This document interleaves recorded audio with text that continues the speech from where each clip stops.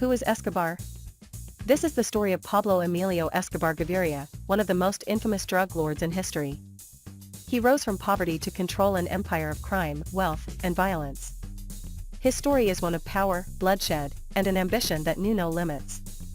Now, let's dive into the short documentary of Pablo Escobar, the drug kingpin. Pablo Emilio Escobar Gaviria, of the most infamous drug lords in history. A man who rose from poverty to control an empire of crime, wealth, and violence. His story is one of power, bloodshed, and an ambition that knew no limits. The rise of a kingpin. Born in 1949 in Rio Negro, Colombia, Pablo Escobar grew up in Medellín, dreaming of wealth and power.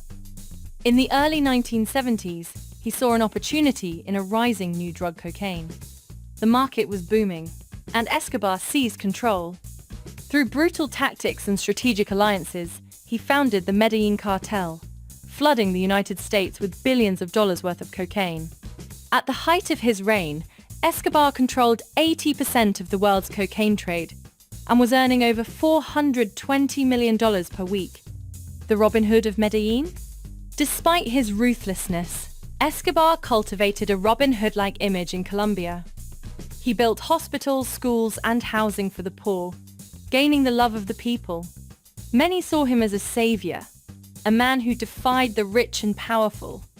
But behind the generosity was a merciless killer, bloodshed, and terror. To protect his empire, Escobar waged war on the Colombian government. He ordered assassinations of politicians, judges, police officers, and journalists. In the late 1980s, he bombed commercial airplanes and government buildings, killing hundreds. The 1,993 Bogotá bombing left over 70 people dead. His enemies called him a terrorist. His followers called him a king. The hunt for Escobar. By the early 1990s, the pressure was mounting. The Colombian government, with help from the US DEA, launched an all-out war to bring him down. In 1991, Escobar struck a deal to surrender in exchange for his own luxury prison La Cathedral. But when the government tried to move him, he escaped, vanishing into Medellín. For months, he evaded capture, until the 2nd of December, 1993. After a massive manhunt, Colombian forces tracked him to a house in Medellín.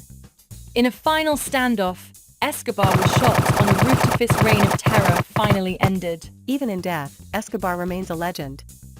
Some still admire him. Others curse his name. His story is a dark reminder of how power, corruption, and crime can shape history.